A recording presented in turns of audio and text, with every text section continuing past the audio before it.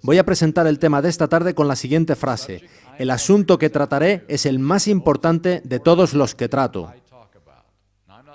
No estoy diciendo que sea el asunto más importante del mundo. Digo que es el asunto más importante de los que yo hablo, considerando todas mis presentaciones, que son unas 90 hasta la fecha. Pero esta es la principal. He de deciros que aquellos que tengan una clara y correcta comprensión sobre este asunto, con mucha probabilidad, sobrevivirán a lo que viene muy pronto sobre este mundo.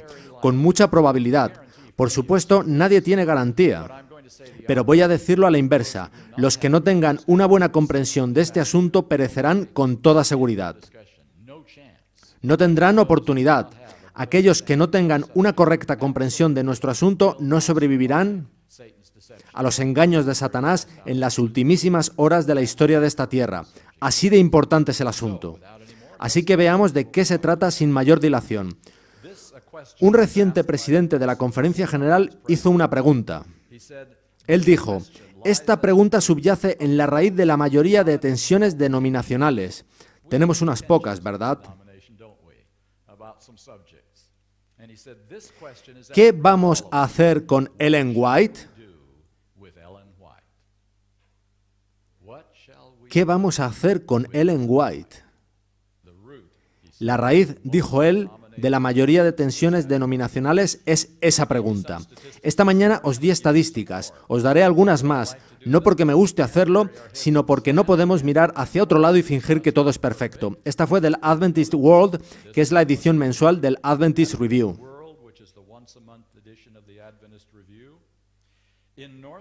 En Norteamérica, alrededor del 17% de nuestra membresía lee los libros del Espíritu de Profecía. No es África, ni Asia, es Norteamérica. 17% de lectores del Espíritu de Profecía. Y la mayoría de estos lectores tienen más de 65 años.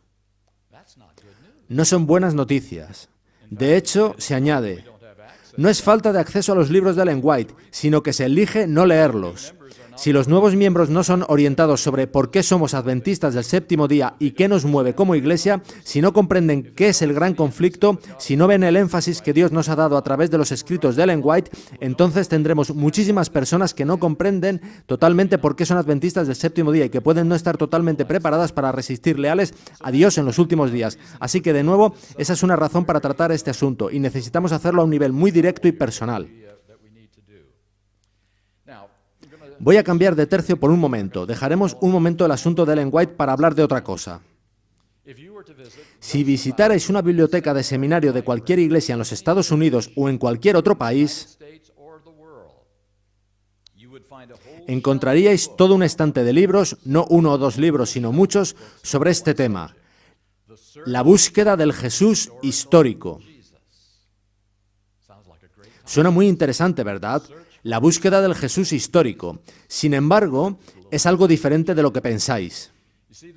Veréis, los que hacen esta investigación y escriben estos libros dicen que cuando leéis los evangelios de Mateo, Marcos, Lucas y Juan, estáis leyendo una compilación de lo que los escritores originales escribieron verdaderamente y lo que para darle cuerpo se añadieron 1 o 2 siglos después con leyendas e historias pasadas de generación en generación.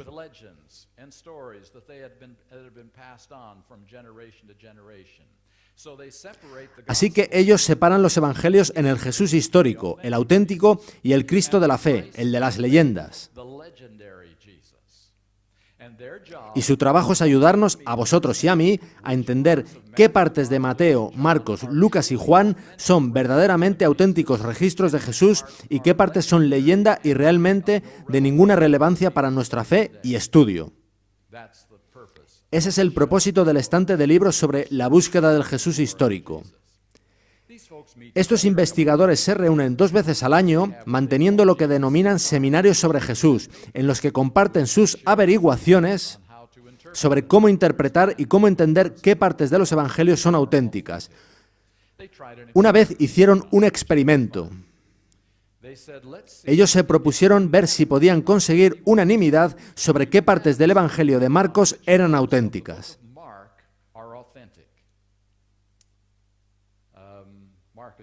Marcos es el evangelio más corto, con solo 16 capítulos, por lo que las posibilidades parecían buenas. Sin embargo, hubo unanimidad en una sola frase. Lo intentaron con el evangelio de Juan y no hubo unanimidad en ninguna.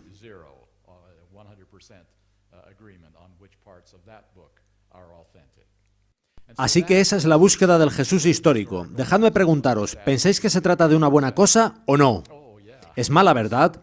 Pues hemos de tener una autoridad definitiva que nos diga lo que es correcto y lo que no. Lo que es bueno y lo que no. Nosotros decimos que este libro, la Biblia, es nuestra autoridad definitiva. Pero en la búsqueda del Jesús histórico, ¿son Mateo, Marcos, Lucas y Juan la autoridad definitiva? No, son los que os dicen qué partes de Mateo, Marcos, Lucas y Juan son auténticas los que se convierten en la autoridad. La Biblia deja de ser la autoridad y pasa a serlo el hombre, el cual decide qué partes son aceptables, importantes y de valor. Leí en cierta ocasión una fascinante carta enviada a la revista Ministry. Si la entendéis, es que sois más listos que yo.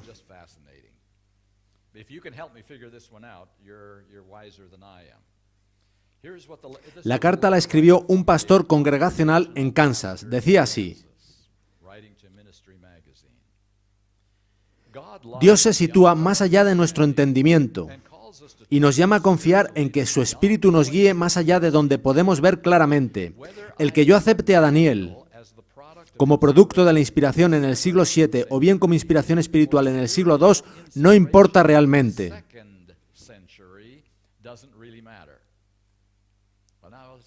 Analicémoslo. ¿Importa si Daniel escribe en el siglo VII a.C. o si alguien llamado Daniel o tomando el nombre de Daniel escribe en el siglo II a.C.? ¿Hay diferencia? Sí, ¿verdad? El libro de Daniel trata de profecía, naciones, Babilonia, Medo-Persia, Grecia y Roma. ¿Habían llegado a la existencia estas naciones en el siglo II a.C., que eran tiempos de Roma? En esos momentos, ¿se trataría de profecía o de historia? Sería historia, no profecía. Pero según la carta, eso no importa. Sigue diciendo, el que yo acepte el libro de Esther como historia, leyenda o fábula popular no importa realmente. ¿Sucedió realmente? ¿Qué más da? Concluye así, y atención porque es la parte más fuerte.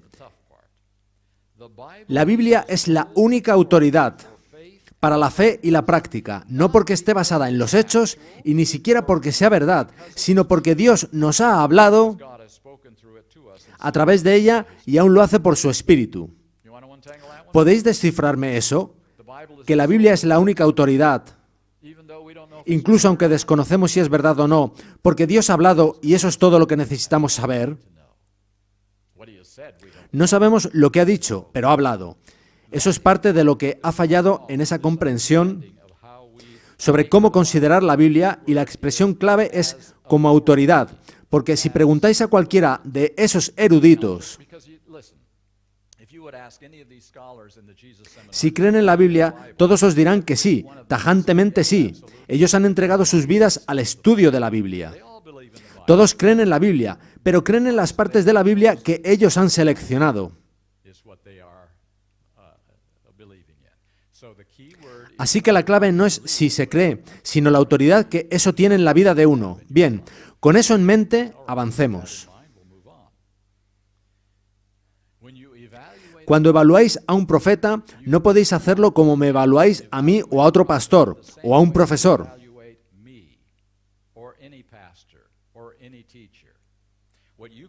En nuestras reuniones, legítimamente podéis aceptar un 60% de lo que digo y descartar el resto por carecer de sentido.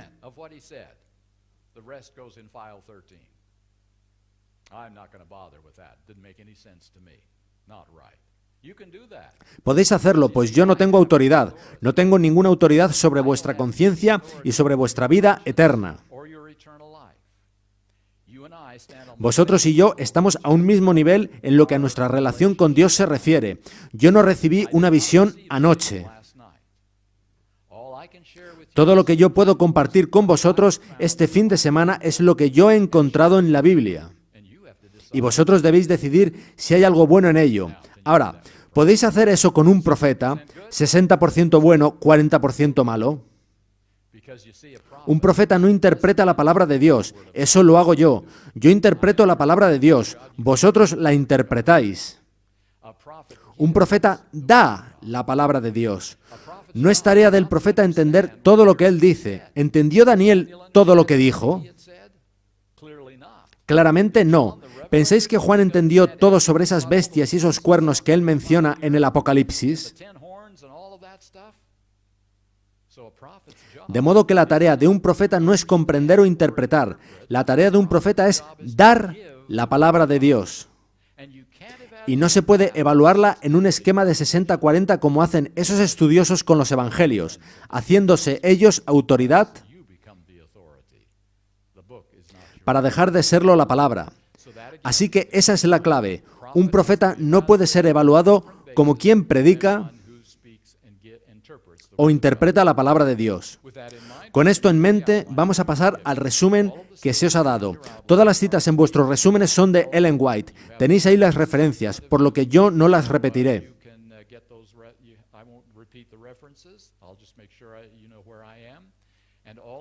Todas son citas suyas y vosotros tenéis que evaluarlas. Para los que habéis llegado tarde, hay más resúmenes allí al fondo. Si no tenéis una copia, aseguraos de coger una de la mesita que hay al fondo, pues la estaremos usando toda la tarde. Comencemos en la primera página, en el tercer párrafo, donde Ellen White, hablando de sí misma, dice en tercera persona. La hermana White no es la originadora de estos libros. Ellos contienen la instrucción que Dios le dio durante la obra de su vida. Encierran la preciosa y consoladora luz que el Señor generosamente le reveló a su sierva para darla al mundo. Así que lo primero que dice es que estos libros no surgieron de ella. Ella no se sentó para tratar de escribir un libro. Ella dice que contienen lo que Dios le dijo. Esa es su afirmación.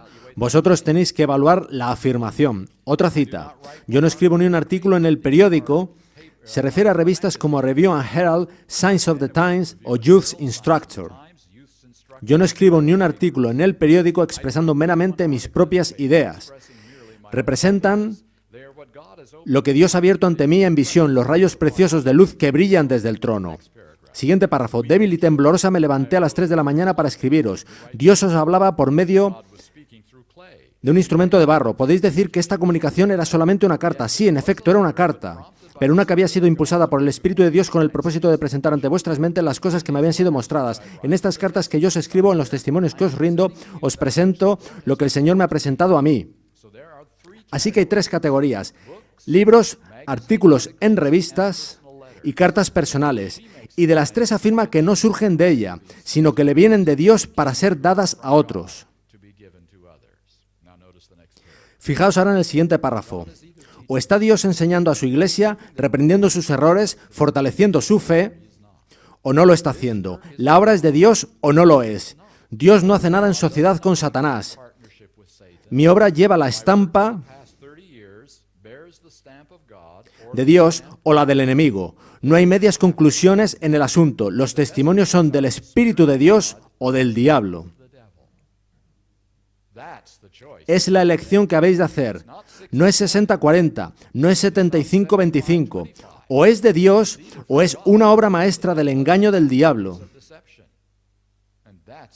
Y esa es la decisión que todos nosotros hemos de tomar al evaluar una declaración profética. Y esta que ella hace es claramente una declaración profética. El siguiente párrafo es el más importante que leeremos esta tarde. Dice así. Muchas veces en mi experiencia he sido llamada a hacer frente a la actitud de cierta clase de personas que reconocieron que los testimonios eran de Dios, pero que tomaban la posición de que este asunto y aquel tema correspondían a la opinión y al juicio de la hermana White. Esto se acomoda a los que no quieren el reproche y la corrección, y cuando sus ideas son contradichas tienen ocasión de explicar la diferencia entre lo humano y lo divino. Si las opiniones preconcebidas o las ideas particulares de algunos son contradichas al ser reprendidas por los testimonios, ellos sienten inmediatamente necesidad de hacer clara su posición para discriminar entre los testimonios, definiendo lo que es el juicio humano de la hermana White y lo que es la palabra de Dios. Cualquier cosa que sostenga sus ideas acariciadas es divina. Y los testimonios que corrigen sus errores son humanos. Son las opiniones de la hermana White. Anulan el efecto del consejo de Dios con su tradición. ¿De qué está hablando ella aquí? Ella no se está refiriendo a algo que apareció hace muchos años. Y creo que el autor falleció recientemente. Él escribió un libro llamado La mentira blanca, ¿lo recordáis? En él nos decía que Ellen White nos mentía, que ella decía que algo lo tomaba de Dios cuando realmente lo tomaba de otros autores. Decía en resumen que lo que ella decía no era confiable, pero no es eso lo que anula el efecto del consejo de Dios. Volvamos a la ilustración previa. Nuestros amigos estudiosos que interpretan los evangelios, ¿anulan el efecto de estos? Ellos afirman creer en ellos, pero no en todas sus partes. Unas sí y otras no. Eso anula el efecto de los evangelios. No es negarlos, no es oponerse a ellos, es decir, que se cree en ellos pero parcialmente. Eso anula el efecto de ellos. ¿Os dais cuenta de que lo que ella explica es exactamente lo mismo que estos estudiosos hacen con la Biblia? Ellos dicen que los 7 primeros capítulos del Génesis son una leyenda, que no se puede creer que Dios creó la tierra en 6 días literales y que hubiera un diluvio universal. ¿Anula eso el efecto de la versión bíblica de la creación? Así que, de nuevo, Ellen White dice aquí que justamente eso es lo que ha estado sucediendo con sus escritos. Y, amigos míos, hay otra cita que dice que el último engaño de Satanás es anular el efecto del espíritu de profecía. No es negarlo, no es oponerse a él, sino anular su efecto. Y últimamente encuentro algo que me estresa un poco. Entre los que yo consideraría adventistas del séptimo día, conservadores y fieles, que creen en normas elevadas, que creen en la autoridad de la Iglesia remanente, en nuestras doctrinas, pero han surgido con algunas nuevas ideas que no siempre cuadran con lo que leemos en los escritos de Ellen White. Os daré un ejemplo sin perder demasiado tiempo. Hay una enseñanza que está ganando terreno dentro de círculos adventistas del séptimo día conservadores, según la cual no hay 3 seres en la divinidad. Una de ellas, el Espíritu Santo, no es una persona, solo es una fuerza o un espíritu o una energía. Además dice que Jesús tuvo un comienzo en algún momento previo a la historia y que fue hecho Dios por el Padre. Y así es interesante cuando uno sugiere que en el deseado de todas las gentes,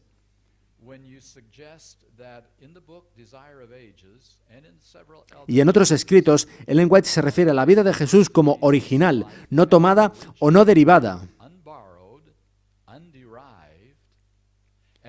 Y dice que Jesús estaba con el Padre desde toda la eternidad. Además, en muchos casos, ella habla del trío, no dúo, celestial. ¿Cómo entonces puede sostenerse que la divinidad no es un trío y que Jesús tuvo un comienzo en el tiempo? Y aquí es donde aparecen interesantes respuestas. Una es, ella tuvo un error, no entendió bien, ahora sabemos más. Otra es, bien, al principio ella tenía confusión sobre esto que más tarde corregiría. Otra es justo lo contrario. Sus escritos iniciales son los únicos confiables, los posteriores son equívocos, así que no sabemos lo que decía realmente. Lo que sea para eludir un estoy equivocado y he de dejar mi posición que anula el efecto de los escritos de Ellen White. Y esto sucede en personas leales a las enseñanzas adventistas del séptimo día. Así que es un problema para nosotros, como adventistas, tanto como lo era para los estudiosos de la búsqueda del Jesús histórico. Por ello, esa era probablemente la cita más importante que leeremos esta tarde. Voy a daros otra cita. Esta no está en vuestros resúmenes, pertenece a Mensajes Selectos 3, página 70. Dice así: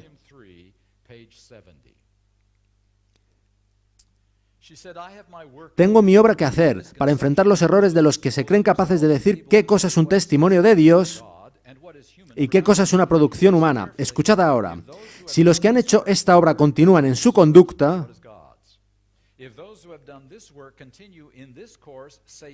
las agencias satánicas escogerán por ellos. Los que han ayudado a las almas a sentirse en libertad para especificar lo que es de Dios en los testimonios y lo que son palabras no inspiradas de la hermana White, hallarán que están ayudando al diablo en su obra de engaño. Por ello, esa cita era la más importante que leeríamos hoy. Vayamos con otra cita. No quitéis por vuestras críticas toda la fuerza, toda la agudeza y poder de los testimonios. No sintáis que podéis diseccionarlos para que se adapten a vuestras propias ideas, aseverando que Dios os ha dado capacidad para discernir lo que es luz del cielo y lo que es expresión de simple sabiduría humana. Si los testimonios no hablan según la palabra de Dios, rechazadlos. Todos ellos. No puede haber unión entre Cristo y Belial. Hemos de decidir, amigos. No podemos elegir selectivamente en sus escritos más de lo que podemos hacerlo en la Biblia. O son de Dios o son de Satanás, y no podemos clasificarlos usando principios científicos. Si los testimonios no hablan según la palabra de Dios, rechazadlos. Eso es sobre lo que hemos de decidir individualmente. Bien, id conmigo a la página 2.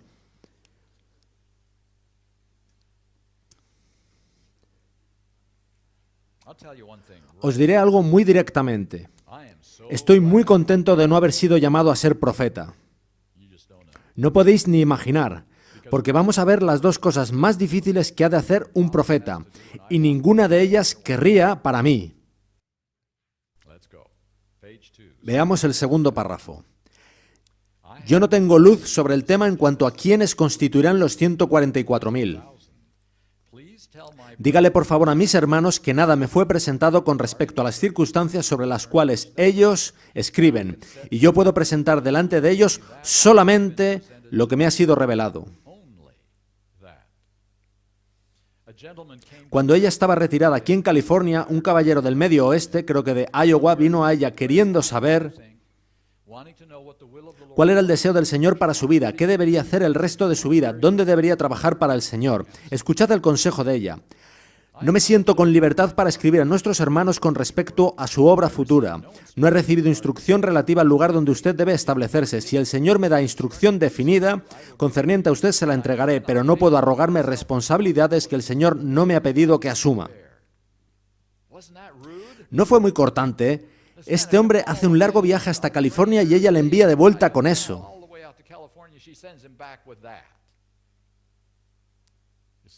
¿Ves que el problema es si Ellen White podía darle su propia opinión sobre cuáles eran sus talentos y sus habilidades?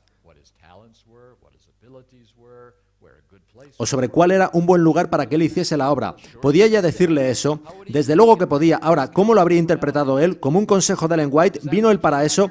Él quería saber la voluntad de Dios. Quería el Urim y el Tumim. ¿Recordáis esas piedras sobre los hombros del sumo sacerdote? Yo querría tenerlos también, para conocer la voluntad de Dios. Y eso quería él al viajar al oeste para saber qué debía hacer. Si ella le hubiera dicho algo, él lo hubiera tomado como palabra del Señor. Por eso ella rehusó decirle nada, pues el Señor nada le había mostrado. Aún no se ha hablado de la primera tarea de un profeta que no querría para mí. Has de contar lo que Dios dice, independientemente de lo duro que sea. Puede ser a dirigentes, a reyes, Natán viniendo a David y señalando su pecado.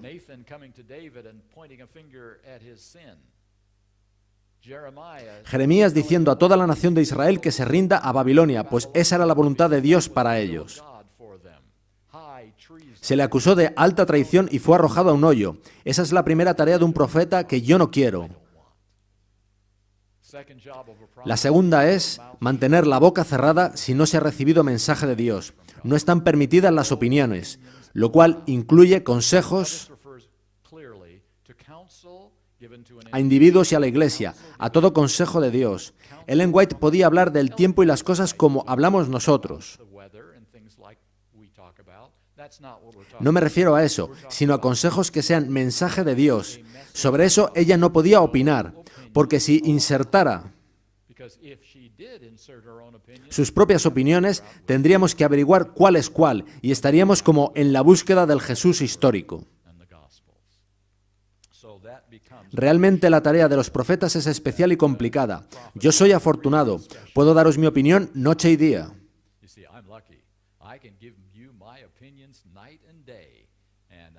Y no tengo de qué preocuparme, pues sois vosotros quienes tenéis que averiguar si estoy en lo cierto o no. Vayamos ahora a la sección 2.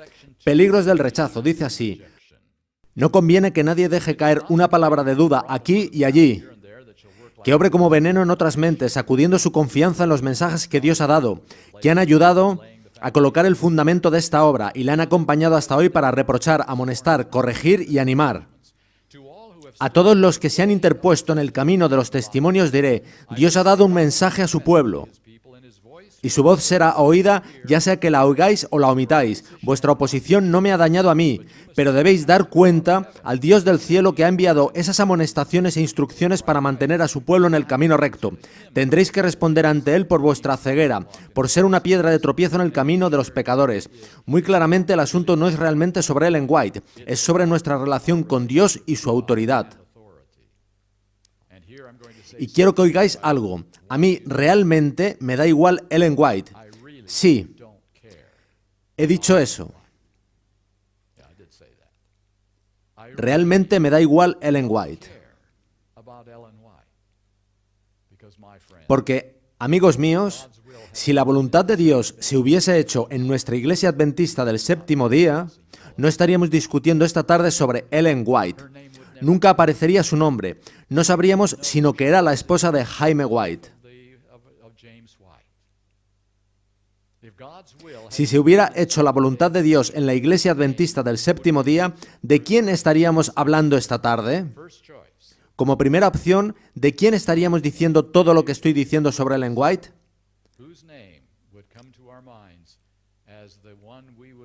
No es Miller.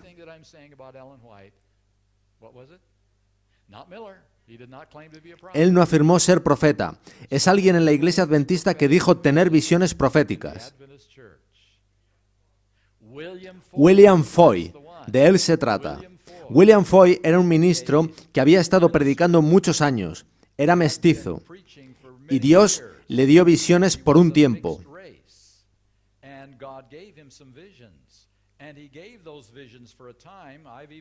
Incluso vi algunas de ellas en formato escrito, pero por alguna razón, y nadie está completamente seguro de cuál es, dejó de contar las visiones y volvió a ejercer como pastor, y no sabemos mucho sobre él, así que Dios lo intentó de nuevo. ¿Quién fue la segunda opción? Hazen Foss, un joven, brillante y enérgico predicador millerita, que daba el mensaje del pronto retorno de Cristo antes de 1844. Las visiones de los dos fueron anteriores a 1844. La primera de Ellen White fue después. Hazen Foss tuvo una visión de 3 plataformas de verdad que precederían a la segunda venida de Jesucristo.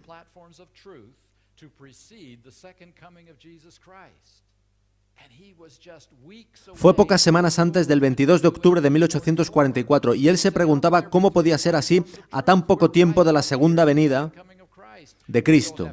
No había tiempo para 3 desarrollos de nuevas verdades. ¿Podéis adivinar cuáles eran esas 3 plataformas?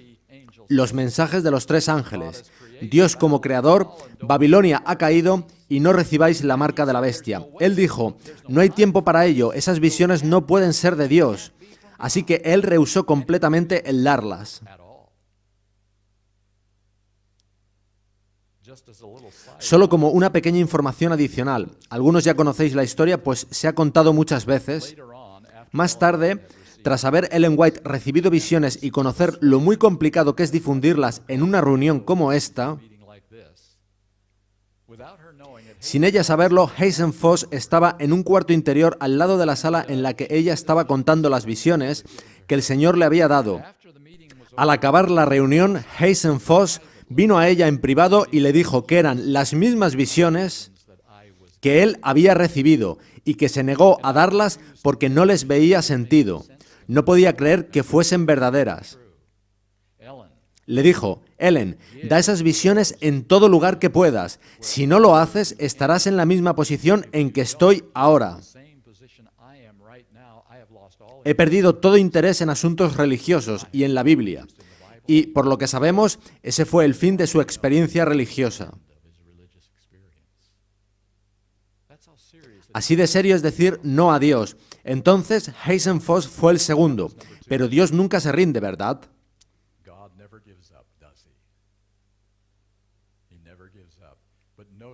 Pero fijaos en a quién se dirige en el tercer intento. No un brillante predicador, no un pastor de iglesia. En primer lugar, y considerando lo que significaba en esa época, elige a una mujer. Y la mujer elegida tiene una formación de tercer grado, sin ni siquiera capacidad para escribir bien. Y, creedme, la gramática de sus primeros escritos no era buena.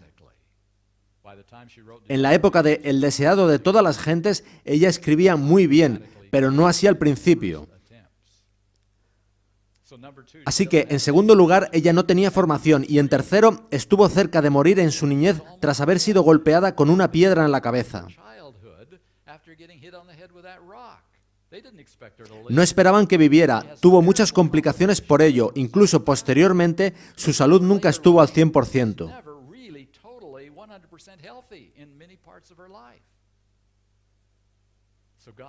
Así que podría decirse que Dios escoge como tercera opción al más débil de los débiles y dice, si los brillantes no lo hacen, intentaré con quien esté dispuesto a hacerlo. ¿Podría haberse negado Ellen White? Por supuesto que sí.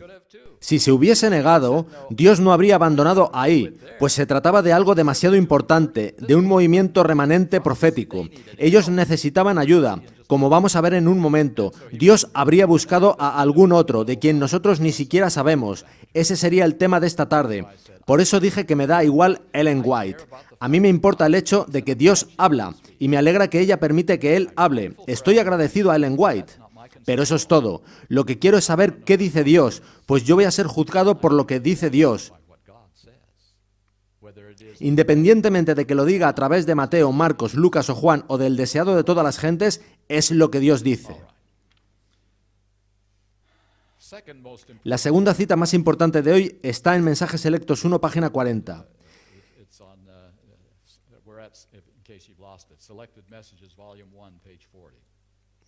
Vi el estado de algunos que se adherían a la verdad presente pero que no hacían caso de las visiones, la forma que el Señor había escogido para enseñar, en algunos casos, a los que erraban en la verdad bíblica. Vi que los que atacaban las visiones no atacaban al gusano, al débil instrumento mediante el cual hablaba Dios, sino al Espíritu Santo. Vi que era una cosa pequeña hablar contra el instrumento, pero que era peligroso menospreciar las palabras de Dios. Vi que si ellos estaban en error, y Dios quería mostrarles sus errores por medio de visiones, y ellos desdeñaban las enseñanzas de Dios por medio de visiones, quedarían abandonados para que siguieran sus propios caminos y corrieran en la senda del error y pensaran que estaban en lo correcto hasta que se dieran cuenta demasiado tarde. Si hay una cita de Ellen White que describa los últimos 50 años de historia de la Iglesia Adventista, es esta.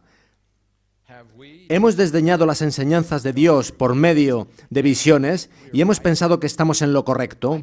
Podría pasar el resto de la tarde dando ejemplos al respecto. Daré dos únicamente. ¿Pensáis que realmente estamos siguiendo el consejo de Dios tal como lo dio por medio de Ellen White en lo referente a obra médica y temperancia? Ellen White recibió en visión que en toda ciudad de tamaño razonablemente grande, Redlands, Menton, la que sea, debería haber una clínica donde un médico y un pastor trabajaran juntos con el mismo salario, tratando a las personas y trayéndolas a Cristo. ¿Qué tal estamos en esto? Y está también la educación. El modelo de educación adventista fue el implantado en Avondale. Luego fue replicado brevemente en el Emmanuel Missionary College, en Michigan. Dado que el proyecto se aparcó de algún modo en ambos sitios, se implantó finalmente en el Madison Institute, en Tennessee. Si queréis conocer cómo debería haber funcionado la educación adventista desde entonces, aquel era el modelo. Ni siquiera existe hoy en día. ha desaparecido. No pudo sobrevivir en el sistema que hemos desarrollado y nos preguntamos por qué nuestros jóvenes pierden la fe en Dios. El programa de estudio y trabajo desaparecido. Agricultura irrelevante. Estamos en diversas cosas, en nuestros procesos educacionales, y podría seguir y seguir, pero creo que veis la situación. Ella habla de correr en la senda del error y pensar que se está en lo correcto, orando incluso por ello, hasta darse cuenta demasiado tarde. Muy bien, página 3, por favor.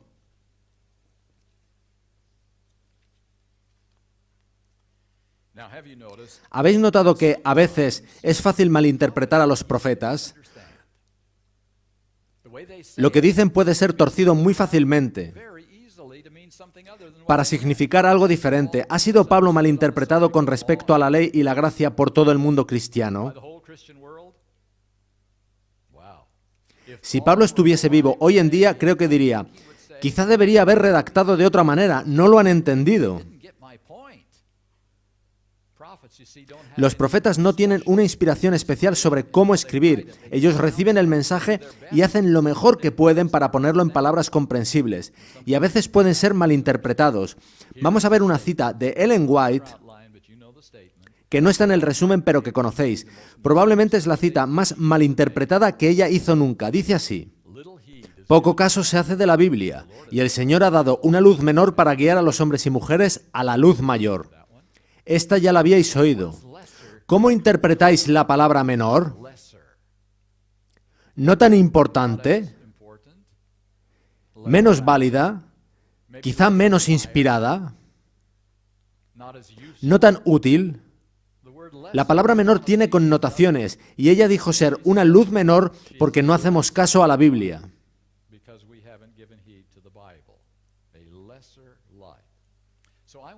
Quisiera emplear un poco de tiempo en esto. En la página 3 hay 2 párrafos que quiero leer con vosotros. Los testimonios escritos no son dados para proporcionar nueva luz, sino para impresionar vívidamente en el corazón las verdades de la inspiración ya reveladas. El deber del hombre hacia Dios y sus semejantes ha sido especificado distintamente en la palabra de Dios. Sin embargo, son pocos entre vosotros los que obedecen a la luz dada. No son sacadas a relucir verdades adicionales, sino que Dios ha simplificado por medios de los testimonios las grandes verdades ya dadas y en la forma de su elección las ha presentado a la gente para despertar e impresionar su mente con ellas, a fin de que todos queden sin excusa. Así que ella señala que no hay nueva luz en lo que comparte, sino que simplemente simplifica la luz que ya hay en la Biblia y que no comprendíamos correctamente, de modo que el Señor quiere darle otro enfoque para que podamos entender. Siguiente cita. En los tiempos antiguos Dios habló a los hombres por boca de los profetas y apóstoles. En estos días les habla por los testimonios de su Espíritu. Nunca hubo un tiempo en que Dios instruyera a su pueblo más fervientemente de lo que lo instruye ahora acerca de su voluntad y de la conducta que quiere que siga. Así que encontramos ahí 2 principios. No hay nueva luz y Dios es igual de serio con la luz menor que con la anterior. Nunca hubo un tiempo en que fuera más ferviente sobre esto. Así que veamos qué quería decir ella al hablar de luz menor.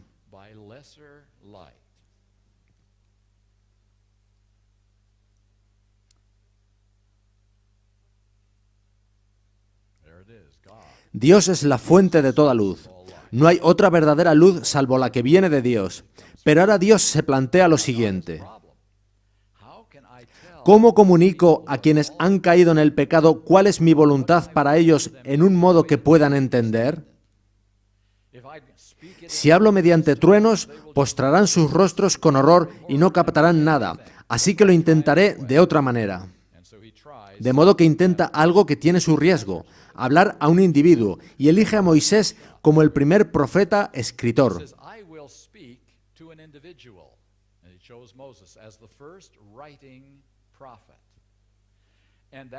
Y ese profeta tendría que decir a la gente en su propio lenguaje lo que Dios le había transmitido. Ahí es donde puede haber complicaciones, pues no son las palabras de Dios sino las de Moisés. Sin embargo, son conceptos de Dios. Pensamientos de Dios, ideas de Dios en lenguaje humano. Así que Moisés da el mensaje que Dios le ha hecho llegar. ¿Sabéis? La voluntad de Dios dejó de hacerse muchísimas veces, de modo que tuvo que recurrir al plan B, al C y a más. Si se hubiese hecho la voluntad de Dios, nuestra Biblia habría sido muy delgada, de solo 5 libros, los escritos de Moisés. La Torá, esos mensajes especiales de Dios a Moisés para conducir a Israel a la tierra prometida, para ayudarles a ser una luz para todo el mundo, para establecerlos como la capital del mundo para la comprensión de la verdad y, así, dar la bienvenida al Mesías cuando viniera. Todo estaba ahí, en los escritos de Moisés. No hacía falta nada más. ¿Por qué entonces decidió Dios hablar de nuevo? Porque no siguieron a Moisés. Le malinterpretaron. Así que Dios lo intentó de nuevo, esta vez por medio de Isaías, Jeremías y Ezequiel. Ellos representan ahora todos los escritos del Antiguo Testamento. Y ellos ahora tienen 2 tareas, no solo una. La primera es la misma que con Moisés, decirnos lo que Dios les ha comunicado. Pero ahora ellos tienen una tarea más, pues ya había habido un mensajero previo de Dios. Y este había sido inspirado. Era la Escritura, la autoridad. De hecho, si hubieseis pedido a un israelita en tiempos de Isaías que os mostrara sus escrituras, él os habría traído los escritos de Moisés. Isaías no era escritura para ellos, Moisés sí. Moisés era la autoridad. Él era por quien había de probarse si Isaías era un verdadero profeta. Y todos los profetas habían de ser probados por Moisés, por la Escritura, por la autoridad. Así que hago una simple pregunta. Cuando habla Isaías, ¿quién es la luz mayor y quién es la luz menor? Moisés es la luz mayor e Isaías es probado por ella. Y solo si pasa la prueba, tiene él alguna credibilidad entre el pueblo de Dios. Él es probado por la luz mayor. Bien, conocéis la historia. Aquello no funcionó, así que Dios tuvo que intentarlo de nuevo, esta vez en el Nuevo Testamento a través de los escritos de Pablo y demás escritores del Nuevo Testamento. Y se repite la situación. Ellos dan el mensaje que Dios les ha hecho llegar, pero ellos son ahora probados no solo por los escritos de Moisés, pues los otros escritores han entrado en juego y todos los profetas son ya autoridad, pasaron su prueba. Así que la Escritura no es ya solo la Torá, los escritos de Moisés, sino que lo son la ley, los profetas y los salmos. Esa es la autoridad, es su Biblia, lo que llamamos Antiguo Testamento. Y Pablo es probado por las Escrituras, por el Antiguo Testamento. ¿No se lo dijo a los bereanos, que eran mejores que los de Tesalónica porque comprobaban si lo que él decía era correcto? Así que Pablo es probado por el Antiguo Testamento, por una luz mayor. Pablo, una luz menor, es probado por la inspiración previa.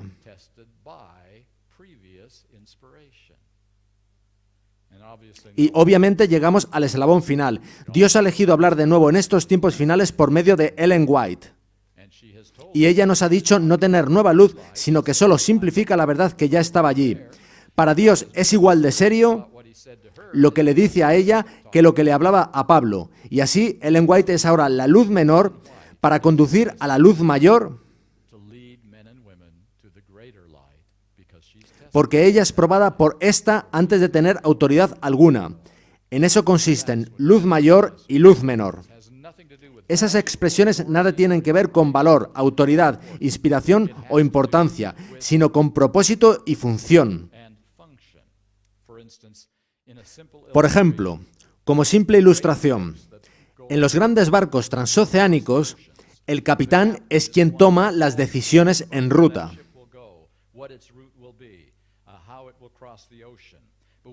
Pero cuando ese barco entra en el puerto de Nueva York o de San Francisco, entra a bordo el piloto que conoce el puerto y cómo evitar problemas en él, pues el capitán desconoce esta información.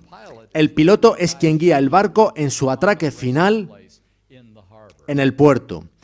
Ahora, el piloto no es más importante que el capitán, cuya función es cruzar el océano. Pero el piloto es crucial para alcanzar el destino final del barco, y a eso de nuevo se refieren luz menor y luz mayor. La función de la Biblia es para todos los hombres de todas las épocas. La de los escritos de Ellen White es para la generación que precederá a la segunda venida de Jesucristo, para introducirnos en el puerto. Luz menor y luz mayor están muy mal entendidos hoy en día en el adventismo del séptimo día. Bien, pasemos a la sección 4, la última de este resumen.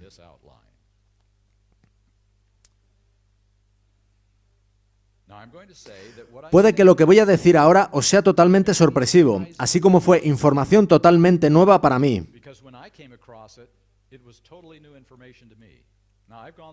Yo he pasado por toda la formación adventista, desde segundo grado hasta academia, universidad y postgrado.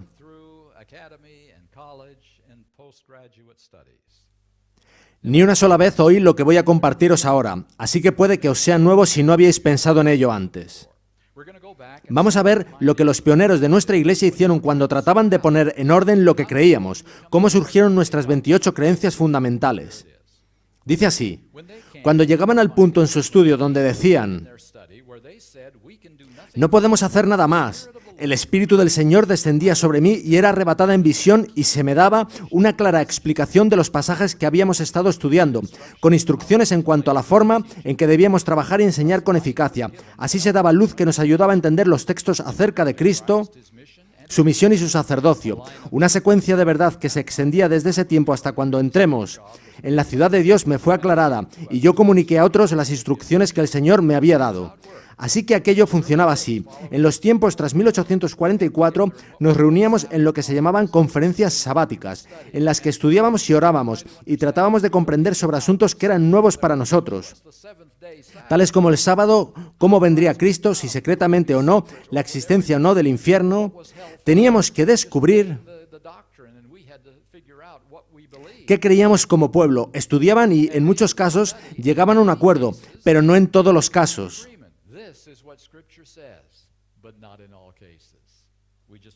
Antes leíamos uno de esos casos en que decían, no podemos hacer nada más, estamos atascados, no podemos avanzar. Y fijaos en lo que venía después. Ahora, hay algo más que no está en los resúmenes y que habéis de comprender. Os daré las referencias después. Dice ella, durante todo ese tiempo, esas reuniones para intentar concretar doctrinas, no podía entender el razonamiento de los hermanos. Mi mente estaba cerrada, por así decirlo, y no podía comprender el significado de los textos que estábamos estudiando. Esta fue una de las mayores tristezas de mi vida. Entended lo que pasaba. Cuando ellos estudiaban la Biblia y discutían entre ellos, ella no podía seguir la lógica de ellos. No conseguía entender las evidencias. Sigue diciendo, quedaba en esta condición mental hasta que se aclaraban en nuestras mentes todos los principales puntos de nuestra fe, en armonía con la palabra de Dios. Los hermanos sabían que, cuando yo no estaba en visión, no podía entender esos asuntos. Durante 2 o 3 años, mi mente continuó cerrada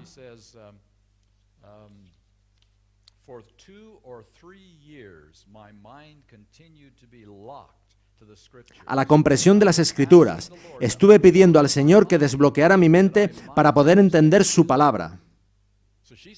Así que ella veía el problema, no podía entender las cosas que discutían, así que oraba para que el Señor abriese su mente.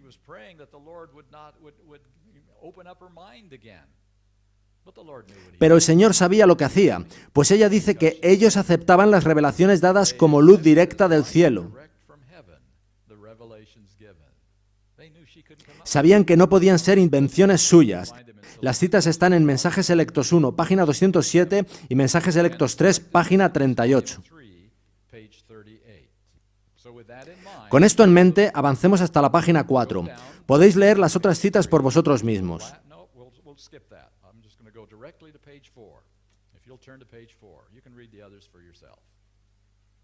Dice así: nuestra primera conferencia fue en Volney, en el granero del hermano Arnold. Había presentes unas 35 personas, todas las que se pudieron reunir en esa parte del estado. A duras penas había 2 que estuvieran de acuerdo.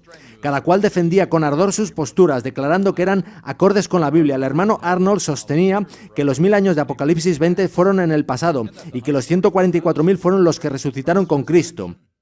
Y como teníamos ante nosotros el emblema de nuestro Señor sacrificado y estábamos a punto de conmemorar sus sufrimientos, el hermano Arnold se levantó y dijo que no tenía fe en lo que estábamos a punto de hacer, que aquello era una continuación de la Pascua, que debía observarse una vez al año. Estas extrañas diferencias de opinión fueron un gran peso para mí, especialmente al decir el hermano Arnold que el milenio era pasado. Yo sabía que estaba equivocado y un gran dolor presionaba mi alma. La luz del cielo descansó sobre mí. Pronto me ausenté de las cosas terrenales. El ángel que me acompañaba presentó ante mí algunos de los errores de los presentes, así como la verdad en contraste con ellos.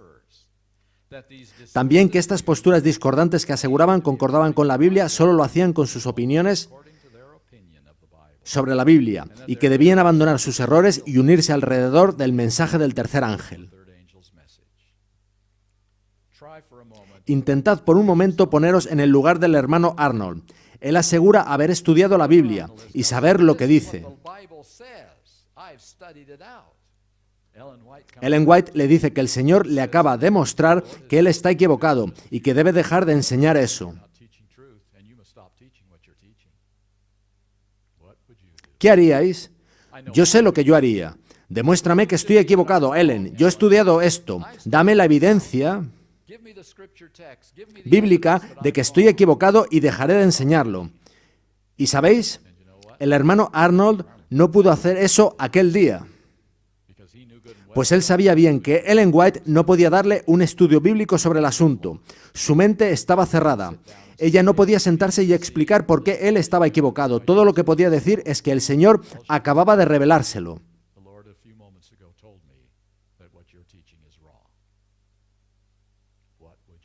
¿Qué haríais vosotros? ¿No creéis que era una decisión difícil para el hermano Arnold?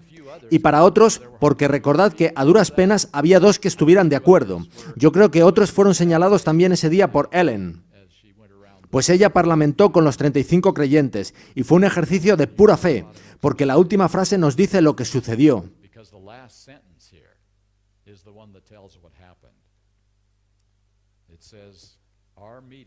Nuestra reunión concluyó victoriosamente. La verdad ganó la batalla.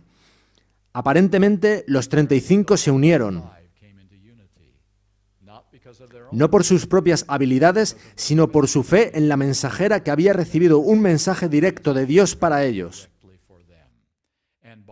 Y por pura fe, no basada en toda la evidencia que nos gustaría tener, sino en la evidencia pasada de que Ellen White había sido usada por Dios y se había probado su don de profecía, ellos aceptaron lo que ella decía. Pura fe. ¿Necesitamos hoy un poco de ese tipo de fe, amigos? Tristemente carecemos de ese tipo de fe hoy en día. Siguiente cita. En aquel tiempo se nos presentaba un error tras otro. Ministros y doctores traían nuevas doctrinas. Solíamos escudriñar las Escrituras con mucha oración y el Espíritu Santo revelaba la verdad a nuestra mente. A veces dedicábamos noches enteras a escudriñar las Escrituras y a solicitar fervorosamente la dirección de Dios. Se reunían con este propósito grupos de hombres y mujeres piadosos, y aquí viene la frase que tambalea la tierra. El poder de Dios bajaba sobre mí, y yo recibía capacidad para definir claramente lo que era verdad y lo que era error. Al ser así delineados los puntos de nuestra fe, nuestros pies se asentaron sobre un fundamento sólido. Aceptamos la verdad punto por punto, bajo la demostración del Espíritu Santo. Yo solía quedar arrobada en visión y me eran dadas explicaciones. Me fueron dadas ilustraciones de las cosas celestiales y del santuario, de manera que fuimos colocados donde la luz resplandecía sobre nosotros con rayos claros y distintos. Durante toda mi educación se me enseñó que todas nuestras doctrinas fueron el resultado del estudio de la Biblia,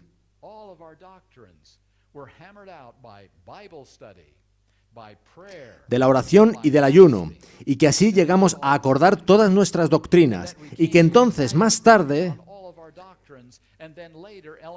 Ellen White recibía una visión para confirmar que lo que habíamos concluido era verdad. Fijaos en lo que acabamos de leer. La frase al final del primer párrafo. Yo recibía capacidad para definir claramente lo que era verdad y lo que era error. ¿Existe diferencia entre las palabras definir y confirmar? Al saltar de un edificio de 3 plantas, defines o confirmas la ley de la gravedad. Existía ya mucho antes y tú la hallaste, la confirmaste. Cuando Einstein apareció con su teoría de la relatividad, de la que nadie había oído antes, estaba él confirmando algo o definiendo algo.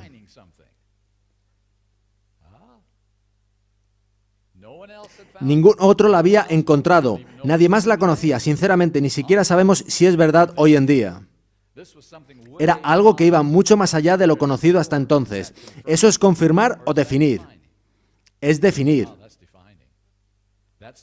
Es definir algo no conocido antes, y ahora se da una definición con la que los demás tendrán que estar de acuerdo o no. Definir significa explicar qué es algo no conocido antes. Confirmar es corroborar algo sobre lo que ya había acuerdo. Ella usa la palabra definir aquí, y dice en Obreros Evangélicos, página 307, los cimientos fueron echados.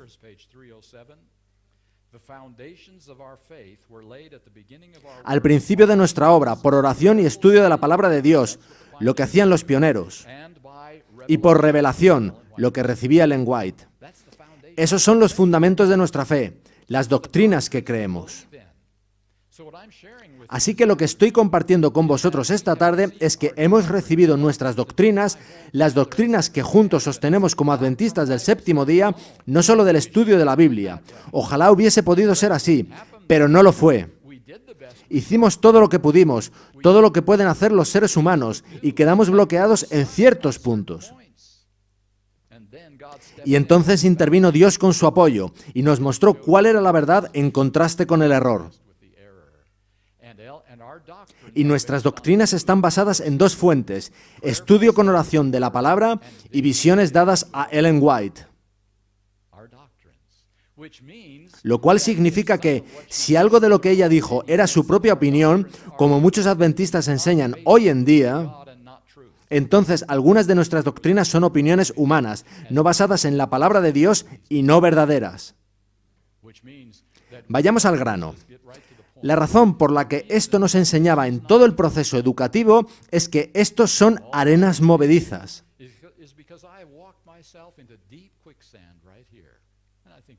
Y creo que sabéis a qué me refiero. Si algunas de nuestras doctrinas no proceden únicamente del estudio de la Biblia, sino también de visiones de Ellen White, entonces, ¿en qué somos diferentes de los mormones o de cualquier otra iglesia que tiene un profeta dando mensajes a la iglesia? Si es así, somos una secta. ¿Veis por qué no queremos contar eso?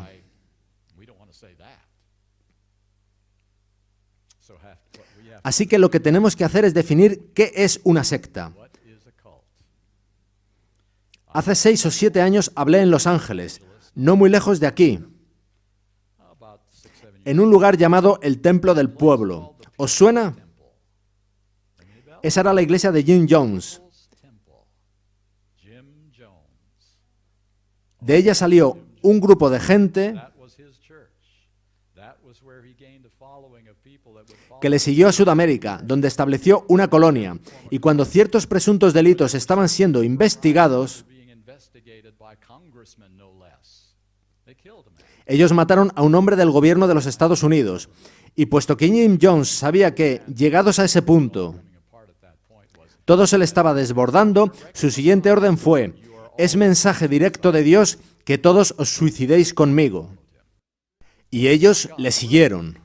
Desde luego no era la palabra de Dios, pues Dios dice, no matarás, y eso incluye matarse a sí mismo. Ellos siguieron al hombre en vez de a la palabra de Dios. Eso es una secta, seguir las enseñanzas de un hombre aun cuando se antepone y contradice la palabra de Dios. Ahora, cuando Jeremías decía al pueblo de Israel que se rindiera a Babilonia,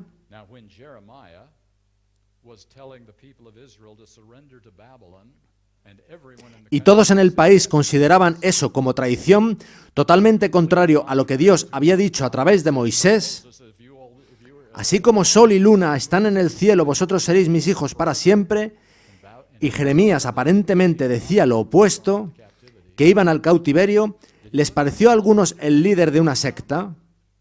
Seguro que sí. No escuchéis a Jeremías. Quiere entregarnos a la esclavitud. Pero hoy en día sabemos que Jeremías estaba hablando como profeta. No estaba dando su propia opinión. Él estaba dando un mensaje del Señor que libró a los israelitas de una terrible aflicción más tarde. Solo tenían que rendirse sumisamente en vez de ser derrotados en una sangrienta guerra. Así que Jeremías no era un líder de secta, pues estaba en armonía con los escritos de Moisés.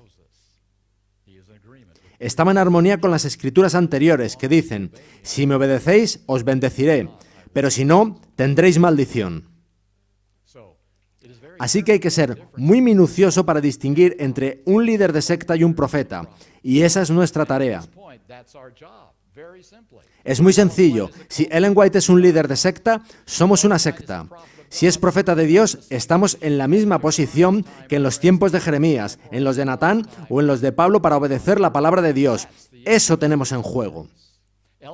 Ellen White ayudó a definir nuestras creencias. Eso no tiene posible sombra de duda. Tenemos nuestras doctrinas por la combinación del estudio con oración de la palabra y de las visiones dadas a través de ella. Y solo si ella era un verdadero profeta podemos escapar de la etiqueta de secta. Es ese todo o nada lo que nos crea tanta incomodidad. Querríamos un cierto poder de maniobra para decir: esa es la opinión del profeta. Comenzamos con eso y automáticamente pasamos a la categoría de secta. No hay otra opción, y esto es crucial al considerar nuestras doctrinas. Para hacerme entender, si Ellen White no hubiera estado en aquellas reuniones, estaríamos en la misma confusión que las iglesias que nos rodean en una multitud de asuntos tales como el infierno ardiente, el rapto secreto y todo tipo de cosas. En nada seríamos diferentes a ellos, os lo garantizo. Es solo por la intervención profética de Dios que tenemos un cuerpo sistemático de verdad que puede ser soportado por las Escrituras. Solo por eso. Ahora, habiendo dicho eso, no necesitáis a Ellen White para probar ninguna de nuestras verdades, pues ella nos señala a la Biblia para encontrar esas verdades, de modo que ahora podáis probar cada verdad del adventismo solo con la Biblia. Simplemente estábamos algo densos y no podíamos hallarlas, así que Dios dijo: tendré que ayudarles. Hallé algo que podríais encontrar interesante. La pasada noche leí algo del pastor M.L. Andreasen. Él era muy propenso a dar su opinión. Las consecuencias no le preocupaban mucho. Un artículo de los años 50 en la revista Ministry decía esto: ninguna verdad doctrinal ni interpretación profética vino jamás a través del espíritu de profecía, ni en un solo caso.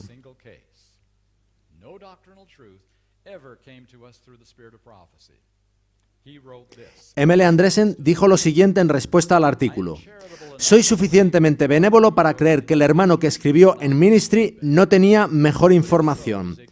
Pero si ese es el caso, su ignorancia es profunda. Más bien, lo que es verdad es que muchas de nuestras doctrinas, incluyendo las de la misión y sacerdocio de Cristo, nos vinieron como luz directa del cielo a través de las visiones. Así que os digo, ¿podría ser esto una nueva comprensión? Porque a mí no me enseñaron eso. Cuando encontré estas citas fueron nueva luz para mí. ¿Sucedió así realmente? Me habría encantado decir: todas nuestras doctrinas vinieron únicamente a través del estudio de la Biblia.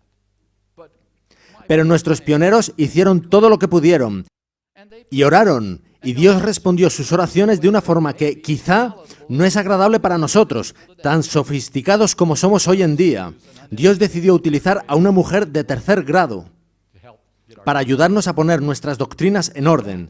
Así de importante es creer que Ellen White hablaba solo lo que venía de Dios, pues en caso contrario nuestras doctrinas tienen fallos, tanto como otras muchas doctrinas del mundo cristiano. Este asunto es de vital importancia. Bien, dicho esto, concluiré con el último párrafo de la página 4.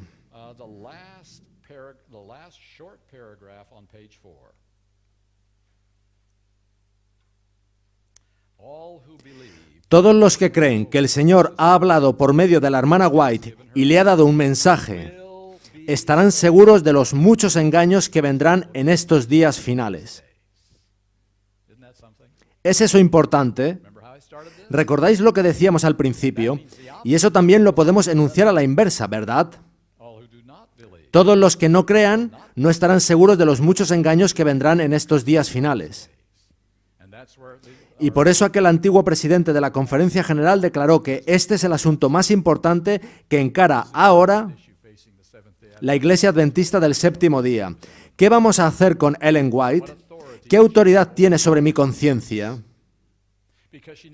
Porque ella no solo habla de doctrina, habla también de estilo de vida, ¿verdad? Habla de lo que comemos, ¿verdad?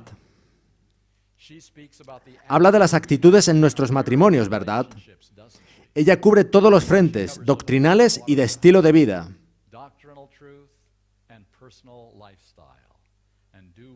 Y nos encanta decir, pero esa es solo su opinión, no he de seguir ese consejo. Nos encontramos con esto continuamente. Este es el asunto más crítico que encara la Iglesia Adventista. Sus escritos, lo que ella ha dicho, son un mensaje directo de Dios a mi conciencia. Seré juzgado por mi relación con ese consejo. Tiene autoridad sobre mi vida, al igual que la Biblia. Y esa es la decisión que por ti mismo deberás tomar.